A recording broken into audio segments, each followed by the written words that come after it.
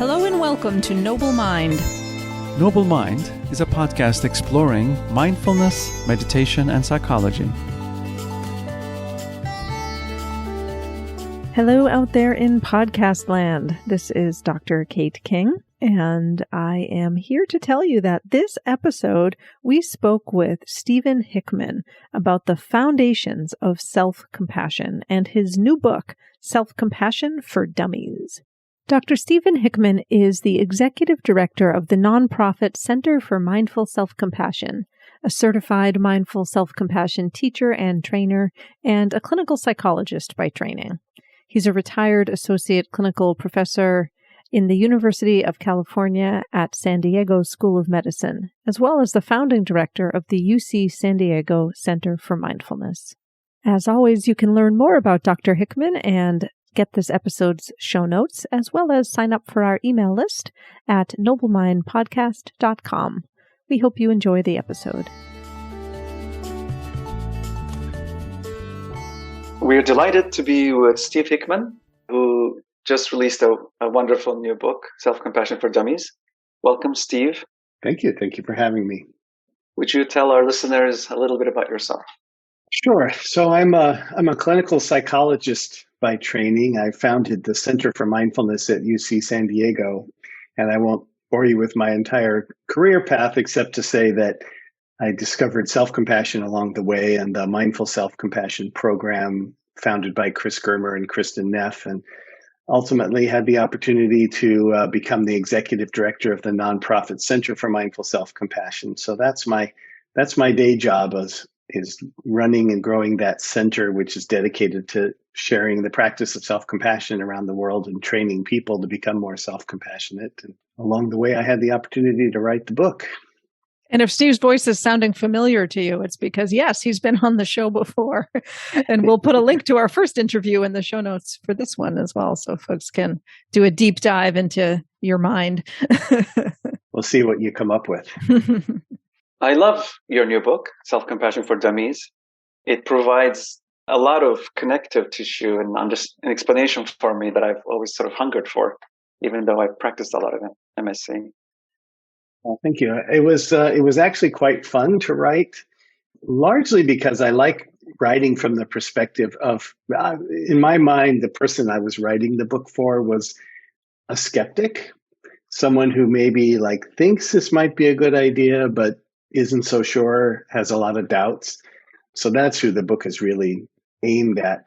And I also feel like it's an opportunity to lighten up the conversation, to kind of that self-compassion and mindfulness don't have to be too serious. I mean, they're serious as, your whole life, but on the other hand, they can be light in another way. And that's, at first, I've been telling people that Self-Compassion for Dummies is the most ironic title in their series. How does that actually work? But when I actually wrote about it a little bit in the book, that I think there's something implied in one's willingness to buy a For Dummies book, which is some humility, some willingness to admit that you don't know something, which is, sometimes in you guys, I'm sure you've heard the term before, don't know mind, which is sort of a, beginner's mind, a way of looking at every moment. So in a way, someone who's ready to pick up a book called Self-Compassion for Dummies may be beating themselves up, but they're also inclined enough to want to pick up the book and not only pick it up, but open it up and actually explore it. So from that perspective, I think it's a perfect title, but on the surface, it sounds a bit ironic. That's great. I love this sort of framing of beginner's mind, which, having bought some For Dummies books, not just about self-compassion, but other things too, there is something sort of humble, as you said, about that, which is a nice thing to bring into a book, but also that curiosity. I remember in graduate school, someone recommending it from a therapy class or something, a book called Selfesteem by Matthew McKay, I think his name is. And I bought it because I was interested in it from a clinical psychology perspective, but I was carrying it around reading it, and I was very self-conscious about like carrying around a book about self-esteem. I was like, I wanted to like put something around the cover that said something else, you know, or it's like, Right. that's not for me. It's like my self-esteem's okay, because you don't want anyone to think you have low self-esteem, whatever. But it's something that's playful enough about For Dummies is you could sit in a Starbucks and open it up and not worry about it. You've been working with Chris Germer and Kristen Neff, the creators of Mindful Self-Compassion, very closely from its inception. You've been involved in creating the training for first teachers. So your perspective is you're very close to the origin. Yeah, and I'm very lucky that way. And I can safely say I didn't really appreciate a lot about self-compassion when I first met Chris and Kristen and learned about MSC, the Mindful Self-Compassion program. I was a mindfulness teacher, a mindfulness-based stress reduction teacher, and I trained teachers of MBSR and mindfulness-based cognitive therapy. But this has been a tremendous opportunity for me to work with them and other colleagues. And it made it so that, like I said, not only was writing the book fun, it was easy because this is what I teach and I talk about all the time. I got to the end of the book and I thought, wow, that was great. Like I should write another one of these. And I thought, I don't know any other topic that well that I could do this. You know, like I've got the rhythm. I see how the book is put together, but I don't have the material. So I'll stick to self-compassion, which is big enough anyway. So. Well, and it's a wonderful synthesis of, you know, there's so many threads in self-compassion, and you do a really nice job sort of bringing all those pieces together in a really accessible way. And also, in spite of the sort of playfulness and the sort of possible irony of the name, it's actually, you know, like there's really good, juicy material in there. It's not a lightweight, even though it's accessible and, you know, designed for the sort of skeptic or beginner. And one of the areas that you get into a little bit is the sort of science behind self-compassion and the physiology of both self-compassion and self-criticism.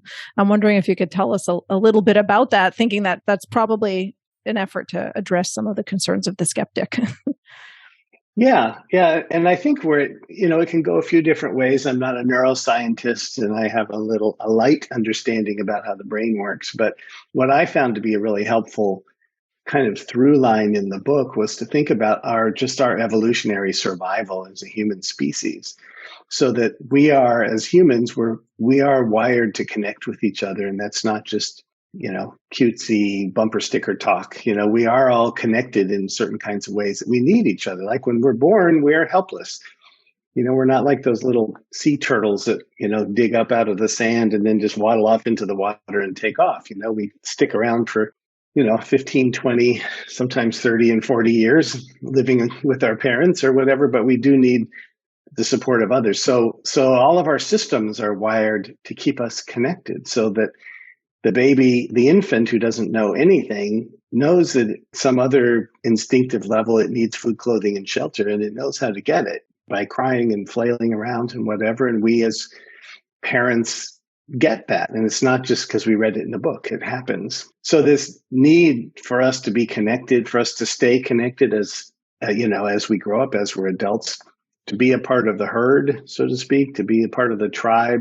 There's some downsides to that tribal thing, but for these purposes, we need the protection of the group and to survive. And so it's wired at a pretty deep level for us to want to be connected and to fear being disconnected. And that's a lot of where the suffering in our lives, that's where it comes from. Like if you are feeling, as if you are uniquely bad, ugly, stupid, inept, whatever it might be.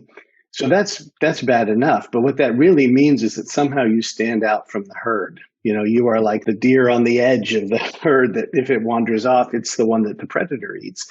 That's how you feel, is uniquely isolated and alone. And so this isolation, which is a kind of an epidemic in our society these days, the feelings of isolation and loneliness, is really the outgrowth of that, the fear of not being loved in the end. So you can really boil it down to that, or being disconnected. So remembering that we are actually human, we are connected, and we all share that desire to be connected or the fear of being disconnected. is like one element of self-compassion, what we call common humanity. The fact that everybody suffers, everybody is afraid of being culled from the herd. We don't put it like that when we teach MSC, but we are ultimately connected with each other. So we actually can see that when I feel uniquely bad, I share that belief, and it is just a belief, with millions and millions of other human beings on the planet, right? So it's actually something that unites us. It doesn't separate us. So that's just, that's one aspect of it that kind of underlies everything that we do. So our tendency is to go into reactivity, for example, fight or flight mode, to rely on that, the sympathetic nervous system that alerts us to danger and helps to keep us safe. And the good news is that self-compassion is sort of the antidote to that reactive sympathetic nervous system. So you've got fight, flight, and freeze are part of the stress response. And it works to keep us out of danger. There's a whole bunch of downsides to it when what we're reacting to is a psychological danger, like a difficult email or some kind of unpleasant interpersonal situation that our body activates as if it's a real threat to our safety. But we also have a mammalian caregiving system that kicks in when we actually practice self-compassion that is kind of the antidote to each of those fight, flight, and freeze. So when we apply that reactivity to ourselves, if we fight with ourselves, if we try to flee from ourselves, or we get stuck, we freeze, the antidote is the opposites of those, which are the three components of self-compassion. So fighting, the flip side of that is being kind to ourselves. Rather than fighting with and beating ourselves up, we actually bring self-kindness. If we're fleeing, we're feeling isolated from everyone else. So the common humanity brings us together. And in the freeze is sort of like overwhelm or rumination, and the opposite of that is mindfulness. So then you just have those three components of self-compassion, self-kindness, common humanity, and mindfulness. And you need all three of them for self-compassion to really be self-compassion and not something else. So in other words, just plain kindness, fine, nothing wrong with kindness, but out of context, just being kind can be indulgent, it can be out of place, it can be not necessarily helpful. But in the context of finding yourself struggling, recognizing that struggle is just a part of being human, and then asking yourself, well, what do I need in this moment? That sort of kindness is what we're talking about with self-compassion. So specifically responding to your own distress or struggle with kindness towards yourself, not just like being kind all the time in every moment. And as you're saying, just indulging every whim or what. Right. Yeah. Yeah. Often people, there are several misgivings that people have about self-compassion. And a common one is thinking that, I always tease people in our classes and I say, what did you tell people when they asked you where you were going today? And you said, oh, I'm taking a self-compassion class, and you think, oh, they're rolling their eyes. They're thinking, oh, she's having a spa day, or, he's going to get a massage or whatever, that it sounds like self-indulgence. It isn't that, because that may or may not be what you need or in your best interest, right? Worked with people who are in stereotypically hypermasculine, maybe professions. So perhaps you're uniquely well placed to explain the yang, fierce side of compassion, which often we don't think about. Yeah, exactly. And, so I've done a bunch of work teaching self-compassion to men, to police officers, Coast Guard personnel, some other folks that have particular interest in all of that.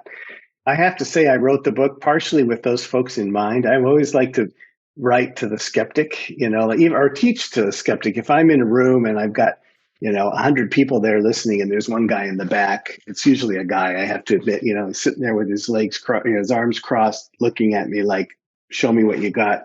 I'm teaching to that guy.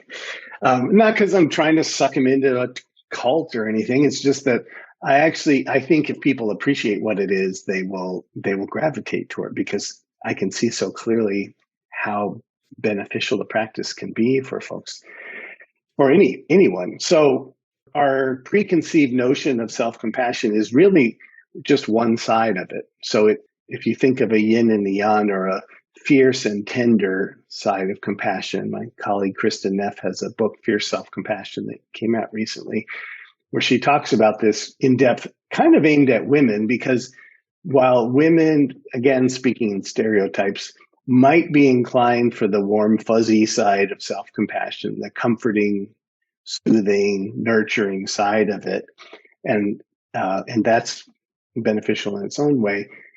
The challenge sometimes is the opposite, the more active side of self-compassion. We would call the fierce side, or the yang side of self-compassion, which is protecting, providing, and motivating ourselves. All super valuable, and especially from a guy perspective, because I'm a guy, so I know that perspective. That feels more practical in some kind of a way. It feels more relevant. I think we could, the joke, people always say, oh, he's in touch with his feminine side, or whatever that means. There are aspects to the comforting, soothing, and nurturing that a lot of men could benefit from. But I would actually lead with the other side, as Alex kind of brought up, this action side that we're a little more inclined in general to look towards. So protecting ourselves, like standing up for ourselves, saying, no when we need to say no, is an act of self-compassion, even though at its surface it doesn't seem very, stereotypically self-compassionate. But it's a very compassionate act. It's answering that question, what do I need, in a big way, sometimes in a firm way. And this is where it can really be beneficial for any human, but women who are feeling that their boundaries are violated, that they're being mistreated, or whatever. True of all people, of course. So anyway, that capacity to stand up and say no, to protect yourself or to protect others. Providing for yourself, like literally tapping into that question, what do I need? And then seeking out what you need. Do you need a sense of safety? Do you need to be in a position of some control, or you need to let go of some control, or things that really just providing for your own needs, which is usually appealing to guys because we get conditioned to do that. And motivating is one that I'm particularly interested in, because the research is pretty clear that self-compassion is a powerful force in helping people make change. So whether it's, exercising more, or quitting smoking, or whatever the thing is that you want to change, usually what undermines change, if you're really convinced you want to make a change, the problem is usually that when you try and fail, as you will, if you're going to exercise more, you're going to occasionally, forget to go to the gym, or whatever it might be, is that we beat ourselves up. When those things happen, because we're human and they do, we end up thinking, you're so lazy. You're never going to get anywhere with this, exercise thing. You're never going to get healthy. You don't deserve to be healthy. You're a whatever. So the self-criticism is so painful that we can't seem to kind of move past it. But when we actually, with self-compassion, what it allows us to do is to see that inner critic that beats us up. We think it isn't helping us, right? Like we think that if it's yammering away at us all day long, and some 70-80% of people have an inner critic that is constantly providing negative color commentary on their lives, they feel like this is like some alien thing that's planted in my head that's getting in the way of everything, and I just need to get rid of it. Well, we like to say what you resist persists. So if you resist that inner critic, generally you just get more inner criticism. So, but what we actually understand is that inner critic, when you're actually able to look at it kindly, which means with a little self-compassion and a little patience, you can see it's actually trying to keep you safe. It's just going about it in a really kind of crappy way, because it's like the overwhelmed parent, that yells at their kid to be quiet. They want the kid to be quiet for some good reason, but the way they're going about it is what gets an immediate reaction, but isn't really the best in the long run. So when the inner critic says, you should have never tried out for that baseball team anyway, because you're not good enough, it's not really believing you're not good enough. It's basically trying to spare you the rejection of perhaps not being chosen for example, or not passing the test or not getting the promotion or whatever it is. So if you can actually look at that inner critic and see, oh, I see. I had a guy in a workshop. I gave you a really long answer to that question, Alex. Sorry, but we'll roll with it. I had someone. We do an exercise in mindful self-compassion. I still picture him across the room. He's probably 70 years old. He did this exercise where you actually get in touch with that inner critic and kind of see how it's trying to help you, even if it's doing a kind of terrible job. And when we got to the end of the exercise, he was in tears, and he said, when I actually got in touch with this inner critic, I finally recognized it was the voice of my father. And that sounds like a therapy thing, and sometimes it is. But he said, but so once I could see that it was him, it was his voice, and if I stayed with it long enough, so what I recognized, being a parent scared the crap out of him. He didn't know. He was afraid that he was a bad father and was trying everything he could think of to make sure that I turned out okay. He just went about it in the only way he knew how, which was really hurtful in the end. And he said, just by virtue of being able to see that this inner critic that had been telling him he was no good, whatever, came from that place out of actually an underlying desire for him to be safe and to be happy, it made all the difference for him. So that's, again, kind of, we sometimes think self-criticism is the best way to get where we're going, but actually self-compassion wins every time. And there's research about that as well. In chapter 9, you lay out in detail how to work with the inner critic and the various considerations and reasons for certain directions. Yeah. And that chapter kind of just drew from the exercise that I was just referring to, the kind of steps of motivating ourselves with compassion is what it's called in the MSc program. You start to see, a great other example, a colleague of ours who teaches mindful self-compassion in New Zealand. Her name is Anna Friis, Friis, and she has a published article on her work with diabetic patients. And she took a group of people with diabetes. Half of them basically got treatment as usual, the doctor visits and recommendations about diet and exercise and maybe medications. And half got treatment as usual plus the mindful self-compassion course. Pre to post, the people who had MSc actually reported better mood, less depression, less anxiety, better quality of life, which is all great, but a lot of good programs give you that.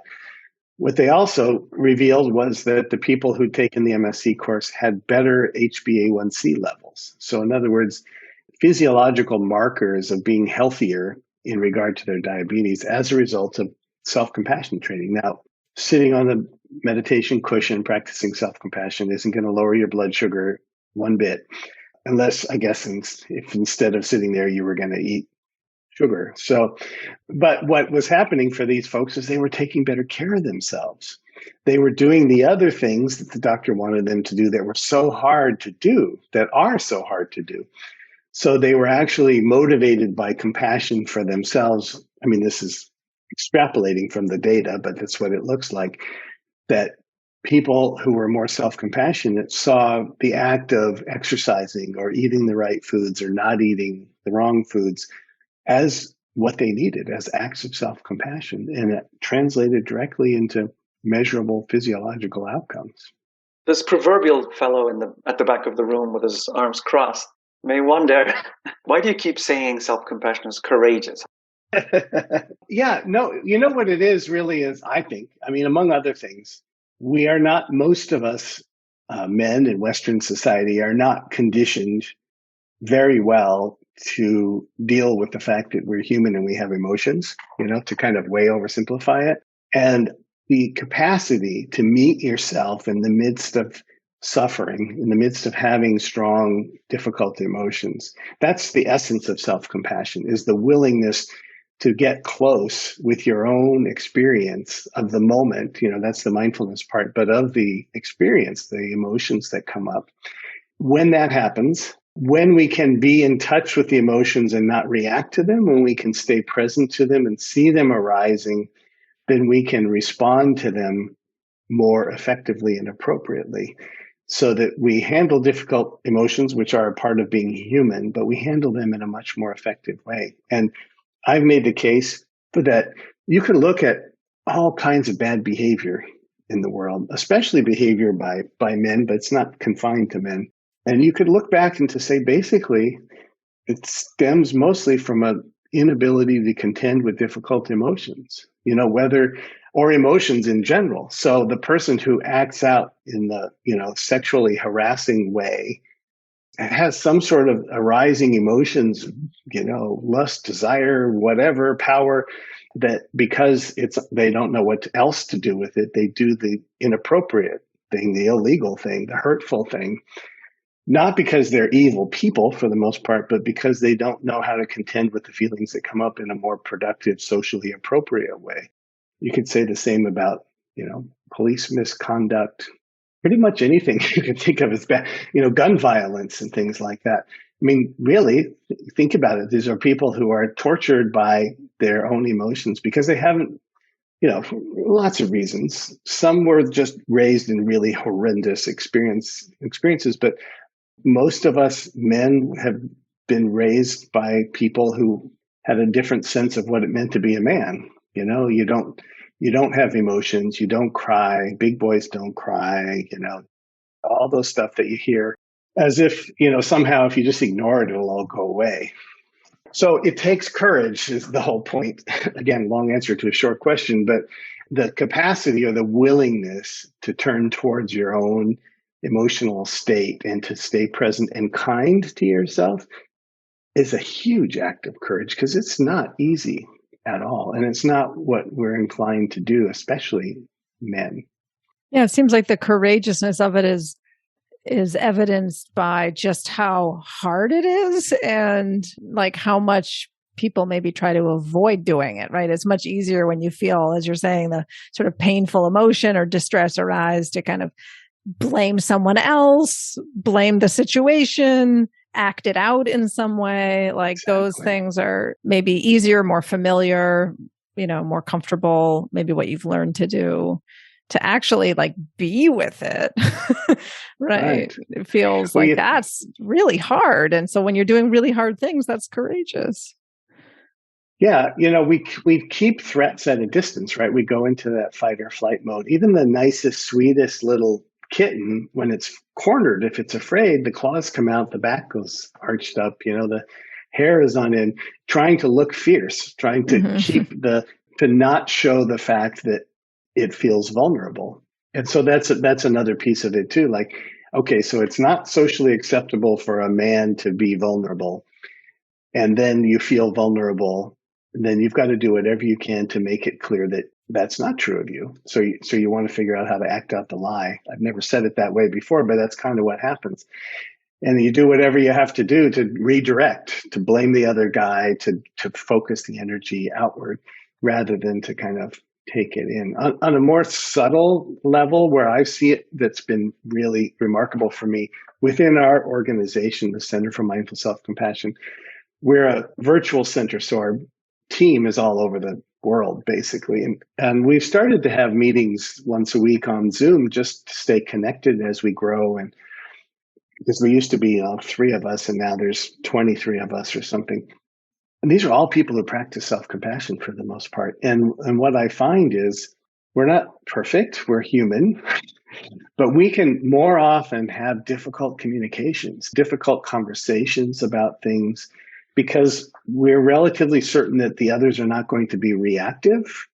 To a certain extent, we'll all be a little reactive if someone criticizes our work, but we know how to say it in such a way, and we know how to take it as a self-compassion practitioner that allows us to hear what's being said and to not get caught in reactivity or old patterns, or kind of, have your boss who says, gives you some constructive criticism, have you not react as if this is your mother when you were 10 and she scolded you for this or whatever, like we're just more authentic and we're just more effective because we can relate to each other in a kinder way. It's not like we're all sweet and, gushy with everyone all the time. Even when we have to have the difficult conversations, we have this safe base of compassion that's supporting us. And the practice of self-compassion and cultivation of self-compassion requires repeatedly turning towards distress. Yeah, I joke that Chris and Kristen, when they were trying to come up with a name for the program, that they really should have called it the Opening to Pain and Suffering class. But that would have really been a bad marketing move. Yeah, might have been hard to fill the room. Yeah, sign up for suffering, But you get to the end of it and you get it, you do when you delve into this a little bit. It is that so that means that it's so far from the stereotype of, oh, you're just being nice to yourself. You're just indulging yourself. It's just being nice, like it's all good, and it's all, passive and whatever. Like this is heavy duty stuff that's built up over years. And some of us have built up more suffering than others based upon our lives and our experiences. And it doesn't unravel and just go away after first time you put your hand on your heart and say something kind to yourself. But it's so worth it. The last thing I was going to say about that, I have a good friend who's an MSc teacher and a psychotherapist, and I haven't been doing psychotherapy for 5 or 6 years. And she was like, well, do you ever kind of miss clinical work? Do you want to go back to it? And frankly, I don't. I mean, there's certainly a place for it. And certainly there are people who benefit from psychotherapy, but so many people that I've worked with, even back then, although I didn't recognize it, benefited so much from just being able to be kinder to themselves and to meet their own suffering, their own inner critic, their own shame with a little bit of kindness, to stay out of the stories about why, who did what to whom and when and all of that, but to be able to just be kind to ourselves in the moment when suffering arises. I hate to sort of feel like because I have a hammer, everyone looks like a nail, but there are very few things I've encountered that self-compassion wouldn't help somebody with if they were really committed to giving it a reasonable try. I think you're also making a good point about that it's not just a therapy tool or something that only people in therapy need or something like that, that it's much bigger than that and something that's more broadly applicable to a lot more people than who might be willing or even needing traditional psychotherapy. Yeah, especially because, we'll say that self-compassion is as treating yourself like you would treat a good friend when you suffer, fail, or fall short. And it's a good shorthand version of what self-compassion is. But a vast swath of society doesn't want to admit that they suffer. We have news for them. That's a part of the human condition, right? So someone who goes to therapy presumably is at some level admitting that they are suffering and they're going in search of relief of that suffering. But we all suffer and we all have stress. Stress is suffering. I mean, it doesn't have to be capital S suffering like concentration camp suffering. It can be suffering of different sorts. It doesn't mean those are all equal. And, like they say, we're not all in the same boat. We're all in the same storm, but we each have our own boats, so to speak. So suffering is not equal across people, but everybody has some. And whether you recognize it or not is one thing. If you are, because my heart is with first responders, police officers. Both of my siblings have been police officers. And you got to be tough, and you can't show, never let them see you sweat. You got to be tough. You got to be calm, but you still suffer. So there are cultures where that's, like that of law enforcement, where you don't admit that you suffer. And there's plenty of other people who are just going through life not reaching their full potential because they're struggling and suffering. They're feeling isolated or alone or uniquely damaged or unable to do things. And, they're not going to a therapist, but should they have been able to be a little bit kinder with themselves, they might be able to kind of make that risk, try for that other job, write the book they always wanted to write, reach out to that person that they're, too shy to reach out to, whatever it might be. I don't want to make it sound like it's a cure for everything, but if there are places in your life where you struggle and suffer on occasion, self-compassion might be a means to lighten that load. You also point out that developing an ability to turn towards emotional pain, in turn, enables us to attend to deeper roots, both of pain and of core values, about how we live in the world. So that initial label of self-compassion works really well until you progress into it. But as you progress into it, then you realize there's so much more here. Well, and there's sometimes so much more that you can do something with. So like anger is a good example. So like I said, the scared pussycat acts angry, arches the back, claws come out. Not because it's a fierce creature, but that's just because what it can do. So anger is like that. So anger on its surface, like if you get angry about something, you're grinding it over in your head. It's that person, he did this thing and he shouldn't have done it. It wasn't right and it hurt me. And, so it's focused out there. And what am I going to do to him because he did this, and, wanting to act it all out. And there's not a lot you can do. People will tell you just calm down, take a breath or whatever, which when you're angry, that's not the last thing you want to hear, right? Just let it go. But when you can actually stay with that and see anger arising and see that underneath that anger is some feeling of vulnerability or fear or hurt, then there's a whole different level there, especially with anger you've been hanging on to for a long time, which is mostly what I talked about in the book. But when you can actually recognize that anger is a reaction to a feeling of fear or vulnerability, you can tend to that underlying piece, like what you're talking to, that wounded part, rather than the angry part, because the angry part is just a protective shell. It's not the thing, the wounded part of you that was disrespected or that you felt, threatened your safety or integrity or something like that. That's the piece that can be tended to with compassion. One of my first experiences as a therapist, this might be why I don't do therapy anymore, but someone was referred to me by a colleague, and I had just started a private practice, and she said, I think she has some anger issues. And this woman kind of came out in the waiting room to bring her back to my office, and she was the only one in the waiting room. And she goes, "Is this your waiting room?" She said, "It took me half an hour to find this place, and the parking in this place is awful. And what are these pictures on the wall? This is ugly as hell." And she's like following me into my office, and she starts criticizing my office and the couch she was sitting on. And she spent 45 minutes just angry at family members that had let her down and this and that. I could barely get a word in edgewise, and I wasn't sure what I would say, even if I could. And she finally had to breathe at some late point in the session. And I was scrambling to think, what can I even say to this person? And I was a pretty new therapist at the time, and something stuck in my head about anger being kind of a reaction to feelings of fear or vulnerability. So I said, "You seem angry." Like, duh, this is, what therapists say on TV, and she looked at me really funny. And I said, I just, obviously there's a lot of anger here in it. My experience has been that under anger is almost always some feeling of fear or vulnerability. And she looked at me, and it was the longest session, the longest period of silence in the whole session, maybe 10, 15 seconds. And she just started to cry. And for several minutes, she just cried. She kind of looked at me. She couldn't look at me. She was just tearing up. She didn't have a lot to say. And sadly, she recovered herself enough to start being angry again. But it was that moment that really kind of made it clear for me that it's this shell. And if a person could touch that, now I think I might have been able to work with that. I didn't know much about self-compassion back then, but I think my willingness to stay with her anger was what allowed her to get to that place down below.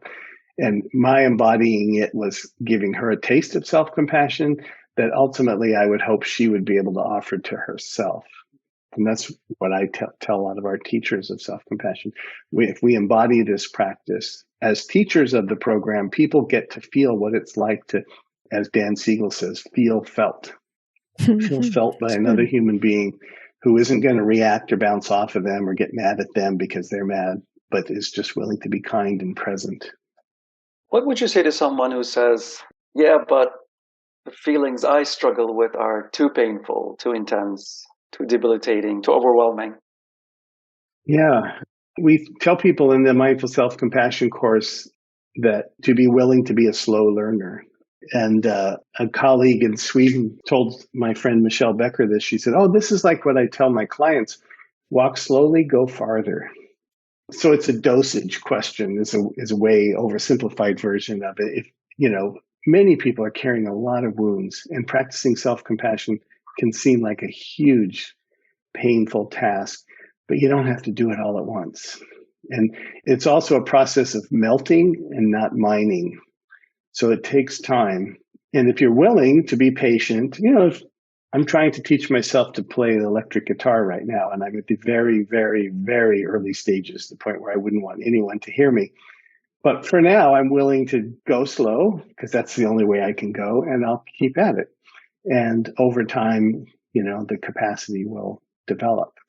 Now, there is one thing to say about that. Sometimes, especially people who've had a particularly difficult time of life, and trauma and wounding of various sorts, sometimes there is a phenomenon that happens that we teach about in Mindful Self-Compassion. I mentioned the book called Backdraft. And what that really refers to is that in a lifetime, we can accumulate a ton of suffering.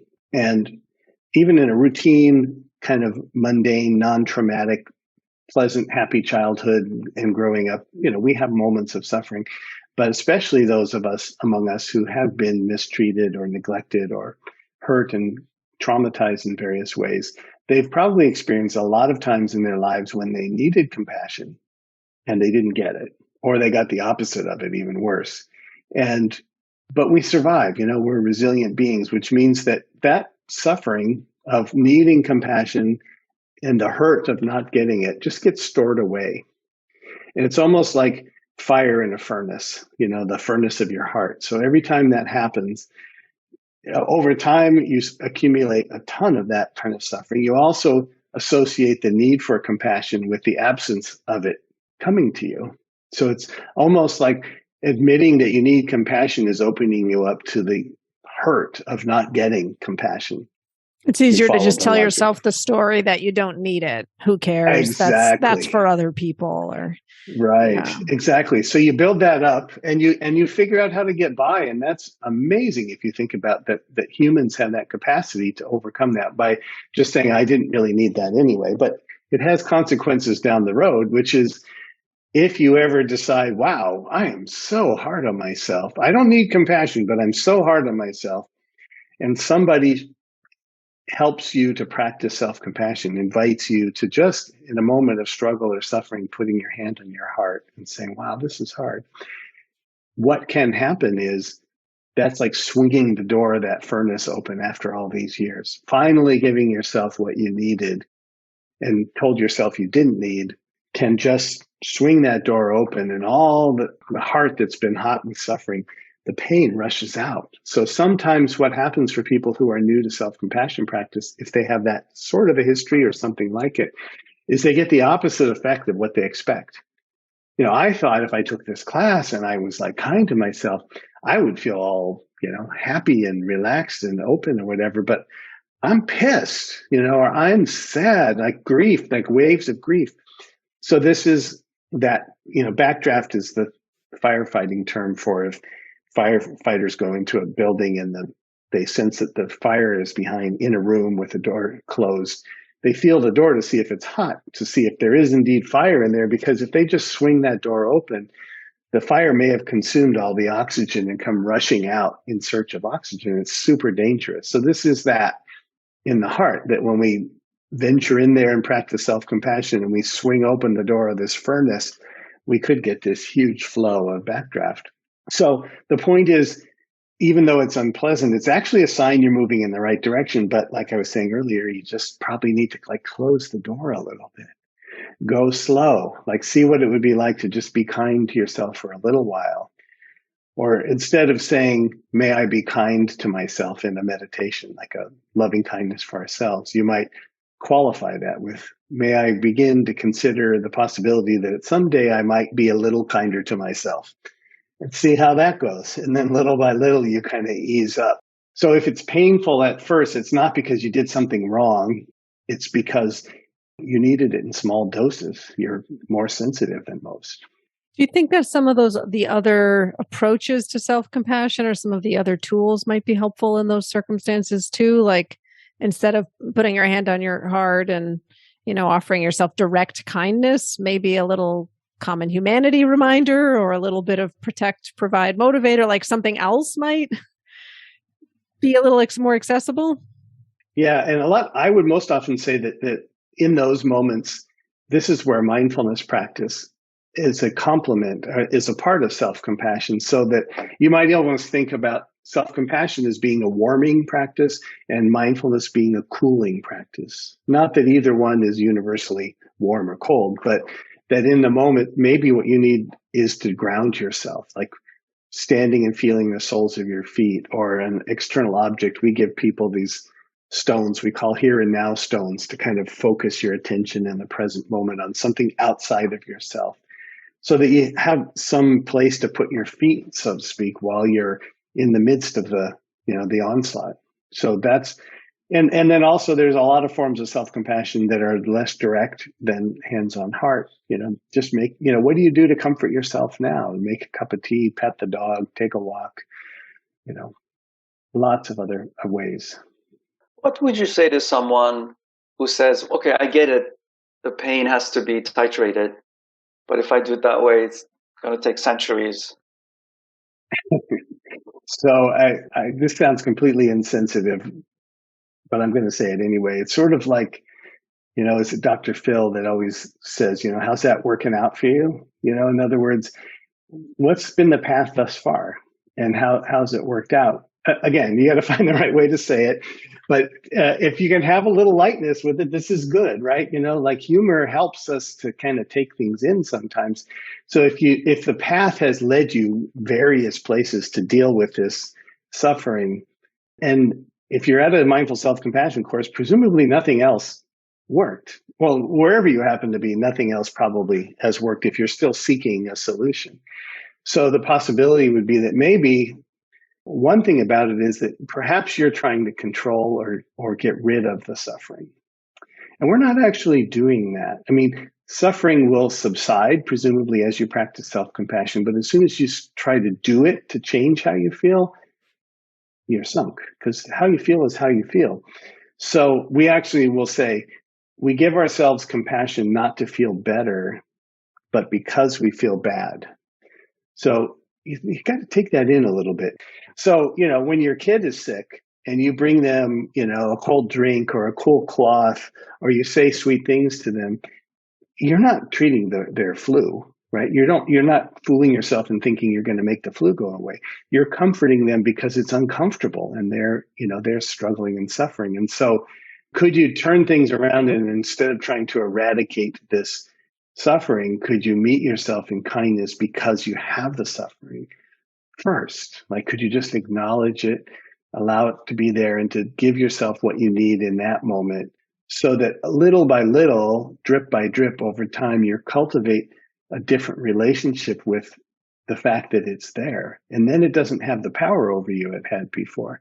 It's just there. It's just like a show you watched on TV or something that happened to you when you were a kid that you've since healed from. It's just that different, as soon as we focus on eradication, we're in trouble because it's already there. So there are some curious paradoxes that one can only come to grips with by practicing. Yeah, exactly. So it does take that, and that's another part of the courage piece, right? It's courage and trust. And, you might need to trust a teacher a little bit to get started, but really it's trusting yourself. I always say that what we're teaching is we're helping people restore their inner authority, their inner capacity to take care of themselves that we have, and to treat ourselves with kindness, but we've lost along the way for whatever reason. And that's a huge leap of faith. And, many people come to these courses suffering and feeling like their body has let them down, or their heart has let them down, their mind has let them down in some way, and they are in need of something from outside of themselves, an amazing teacher or a wonderful program or a great book or whatever. And really, in the process of being a teacher or writing a book or whatever, or reading a book, hopefully people rediscover that the capacity lies within them. It's not just a cutesy saying that mostly it's like it's a garden that's full of weeds. Your heart is like that. And there are flowers and fruits and vegetables in there, but amongst a lot of weeds and a lot of other stuff. So we're trying to pull some of the weeds, but mostly just make space for the other things to grow. To that capacity to be kind is not, you're not learning it from the teacher. You have it. You just need to give it a little space to grow and some little incentive to expand and develop. Well, thank you so much, Steve, for your insights and your examples and your addressing the skeptics among us. Not me. Really appreciate your time. Is there anywhere that our listeners should go to hear more from you? Or the Center for Mindful Self-Compassion website is the best place to find more about self-compassion. And I have a website, drstephenhickman.com, that has some of my recorded talks and some meditations and things like that. And Self-Compassion for Dummies, of course. Great. We'll share all that in our show notes. Thanks so much, Steve. Thank you very much, My Steve. pleasure. Thanks for listening today. If you enjoyed this episode, we hope you'll hit subscribe, leave us a great rating or review, and spread the word. You can also go to noblemindpodcast.com to join our email list. You'll get a weekly behind-the-scenes message, news, announcements, and other special goodies we come up with just for you. Thanks for listening, and bye for now.